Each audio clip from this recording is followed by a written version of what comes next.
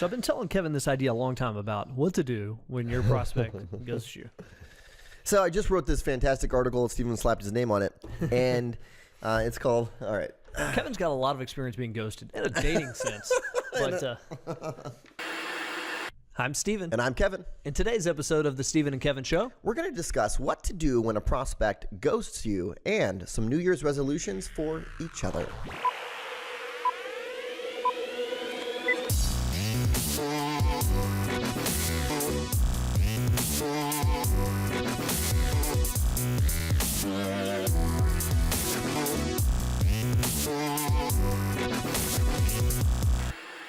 welcome back, everybody. Episode number 61 of the Steven and Kevin Show.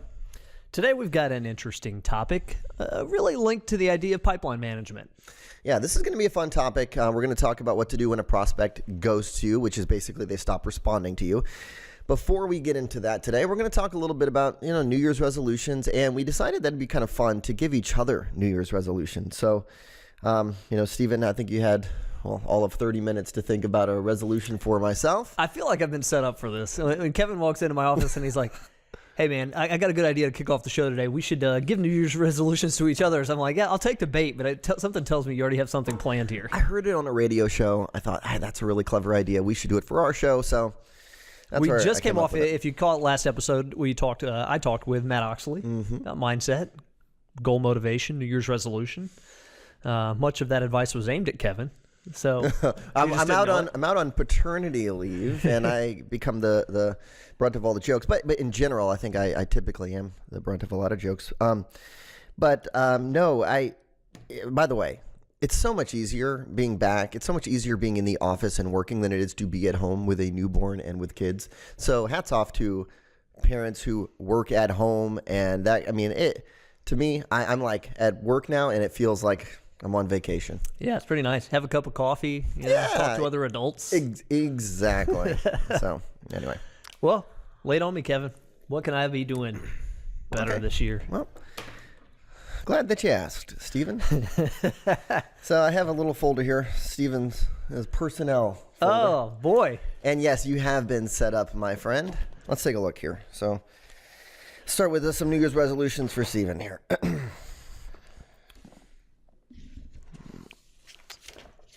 Number 1, clean your garage. Clean my garage, yeah. Yep. Yeah, it gets a little dirty in there. Yeah. You have a lot of kids' toys. Number 2, I think you should wash your dishes when you're here at the office. What do you think about that one? I've been known to have a couple of coffee mugs on my desk. Chew with your mouth closed. Is that a good one? All right. No, I'm just joking. That was a mess. Stop collecting those WrestleMania figures. Not true. Stop talking to everyone about Bitcoin. And how you're a Bitcoin investor. No, this. Okay, I did set him up. Here. All of those are jokes. Maybe here's a real one. Here's a real one. Maybe have a little bit more fun. Your face when we get into this. No. Maybe you just loosen up a little bit. Maybe I'm a little too on the loosey goosey side, but that'd be my only one. What do you got? I just racked my brain. I couldn't think of a lot of things that you I think your response, it makes me feel like my resolution, really hit home. Like it really getting at your core. No, typically what you do when somebody gives you a resolution is you try to think about why they're wrong and why you should keep being you. My resolution for Kevin was going to be, hey, when it's lunchtime and you're planning to go work out, a resolution for you would be to stop coming by my office and saying like, hey, what are you doing for lunch today? Fishing for going out to lunch instead of doing your daily workout that I know you want to do. Actually, that's a really good one, and I do that. I look for an excuse not to do my daily anybody workout. Going to lunch? Need me to take over a project over lunchtime? And you look at me. I took it. I embraced it. Embraced the New Year. But the other New Year's resolutions are obviously jokes, but I did think about one, maybe watching your kids more, so they don't knock down our set and things like that. That's a good one. A little bit more Definitely parental supervision. Okay. So let's get into today's actual topic. And that is going to be, what do you do when a prospect ghosts you? So let's talk about the scenario, Steven. Can you paint the picture I've never actually experienced it. But, no. Yeah. So the scenario here, you've been ghosted, right? Meaning they stopped returning your phone calls, your texts, your emails. Yeah. Now, in this scenario here, we're talking about somebody that you have had an actual business meeting with. You've sat down, you've talked about their finances, you've shared a little bit about what you do professionally. Maybe you've had even 2 or 3 meetings with them. But at some point, they discontinued the conversation, and you're stuck wondering why that happened and how do I follow up? And that's where we're coming in today. So I'm sure you've worked with coaching clients who've experienced this, right? Where they're like, oh gosh, all of a sudden they're just not returning my calls anymore, or they scheduled a follow-up meeting with me and they canceled it last minute and we haven't been able to get a hold of them. Well, and I have to think it's one of the most unfair questions you get as a coach, because 9 times out of 10, 99 out of 100, I might even say, the person, the advisor in this scenario, has already blown it. Mm-hmm. Right? Something already went fatally wrong here. Right.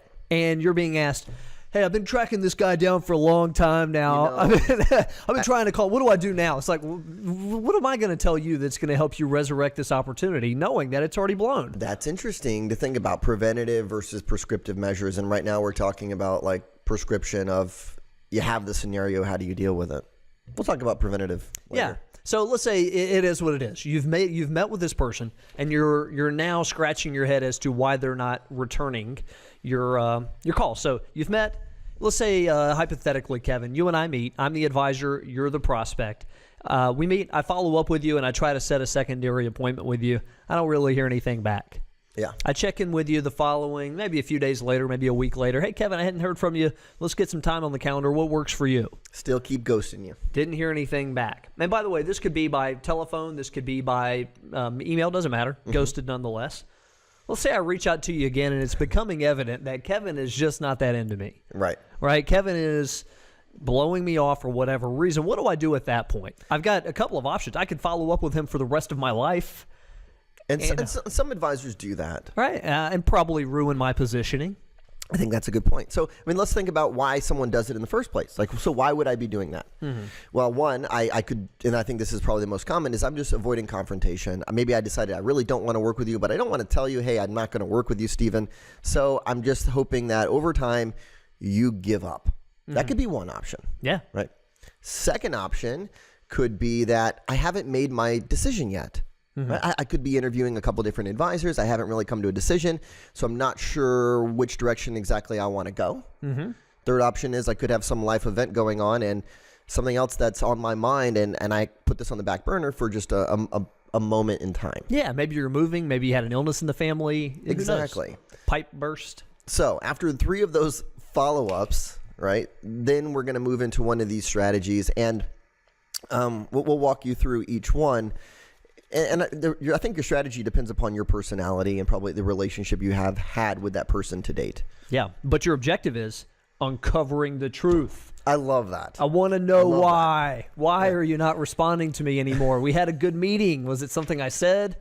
Was it the fees? What was it? Why aren't you in contact now? Uncover the truth. Isn't that funny? And we deal with it too. The truth. We deal with it in our business too. Like we're in the active game of quote unquote prospecting. Sure. We like signing new clients to our business. Check out our coaching page if you haven't already. But there are times where you have a good call with somebody and you're like, hey, we really connected. We had a lot of good conversation about how we could help. I think there's a perfect match here. And whoa, she's not returning my call. He's not emailing me back. Like what gives? And there are times where you find each of these scenarios as to why play out. There's sometimes where they just made their decision and they're never going to work with you, and that's all well and good. Right. There are other times where the life event gets in the way and they get back to you later and say, hey, sorry for the radio silence. Mm-hmm. And there are other times where they're just still contemplating and they come back to you even after you've long forgot about them and they're ready to engage. You just don't know. So let's look at this in terms of the final message strategy, because I think that's the core of the advice today is don't follow up too long or too aggressively. Have a 3-part follow-up rule that you don't break. Right. After that, you're done, or you're going to look like you're hawking them and being a little bit you lose your positioning, like you said. Yeah. So let's say you've got this final message. What is it going to say? Strategy 1 here is my personal favorite, and that one is shouldering the blame. It's opening up with the prospective client, and keep in mind, most of the time these are going to be emails or voicemails. Right? Mm-hmm. Like you're going to be calling in. They're ghosting you anyway, so you're going to be leaving a voicemail. So what you're going to do is give them be a little vulnerable here and let them know that, hey, I realize that I must have screwed something up, and see if they respond. So you might say, hey, Stephen, hey, I just wanted to reach out. I wanted to apologize. Since we have been unable to connect, I feel like maybe I've missed something along the way. I didn't fully understand your needs. I'm assuming you've probably gone in another direction, and that's okay. But I'd value any feedback from you on what I can do better for next time. Do you mind giving me a call back, please? Mm-hmm. And I think you're